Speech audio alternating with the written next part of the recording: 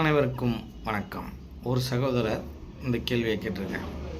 என்ன அப்படின்னா, ஒரு தத்துவ ஞானி யூஜி கிருஷ்ணமூர்த்தி அப்படின்ற ஒருத்தவர் எண்ணங்கள்ங்கிறதே பொய், எண்ணங்களை அடக்க முடியாது அப்படின்னு சொல்லியிருக்காரு.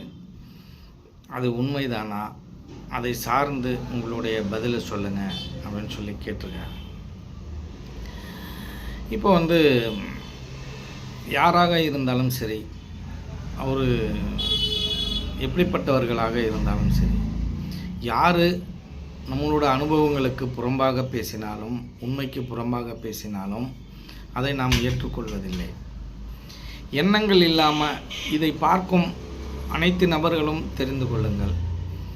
எண்ணங்கள் இல்லாமல் வாழ இயலுமா அப்படின்னால், இந்த மனங்கிற ஒன்று எண்ணங்கத்தின் வழியாக தான் இயங்கிக் கொண்டிருக்கிறது. அந்த எண்ணங்களில் இருக்கும் அகங்காரத்தின் வாயிலாகவும் இயங்கிக் கொண்டிருக்கிறது. இப்போ எண்ணங்கள் இல்லை அப்படின்னால் இந்த திட்டமிடல் அப்படின்ற ஒன்று இருக்கவே இருக்காது. திட்டமிடாமல் நீங்கள் எந்த செயலையுமே செய்ய முடியாது. திட்டமிடுதல் சார்ந்த கற்பனைகளும் மனிதனுக்கு மனதின் வெளிப்பாடுகள் தான். அதை தெளிவாக தெரிந்து கொள்ள வேண்டும். மனதையோ எண்ணங்களையோ கட்டுப்படுத்த முடியாதா அப்படின்னு கேட்டிங்கன்னா அப்படி இல்லை. மனதை கட்டுப்படுத்த முடியும் அப்படின்னால் எண்ணங்களையும் கட்டுப்படுத்த முடியும். இதற்கான நிறைய விஷயங்களை நான் சொல்லியிருக்கேன். ஒரு மனிதன் ஆழ்ந்த உறக்கத்தில் கனவு இல்லாமல் தூங்கி கொண்டிருக்கிறான். அந்த ஆழ்ந்த உறக்கத்தில் இருக்கும் பொழுது அவன் எண்ணமற்ற நிலையில்தான் இருக்கிறான். ஆனால் அவன் கனவு கண்டான் என்றால் அங்கே எண்ணம் உருவாகும். அங்கே அந்த மனம்ங்கிறது செயல்படும். எப்படி செயல்படும்னா, ஒரே இடத்துல இருந்து கொண்டு செயல்படும்.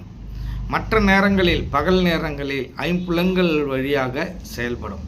ஆனால் இந்த எண்ணங்களை, இந்த மனதை அடக்க முடியுமா அப்படின்னா கண்டிப்பாக அடக்க முடியும். ஒருவர் ஒரு கேசரி அப்படின்ற ஒரு இனிப்பு வகையை பார்த்ததும் இல்லை, சாப்பிட்டதும் இல்லை.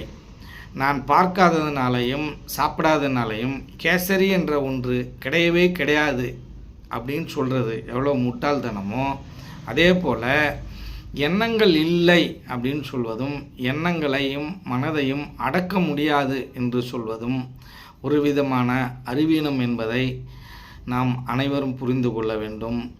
இது என்னோட அனுபவத்தில் இருந்ததால் நான் மிக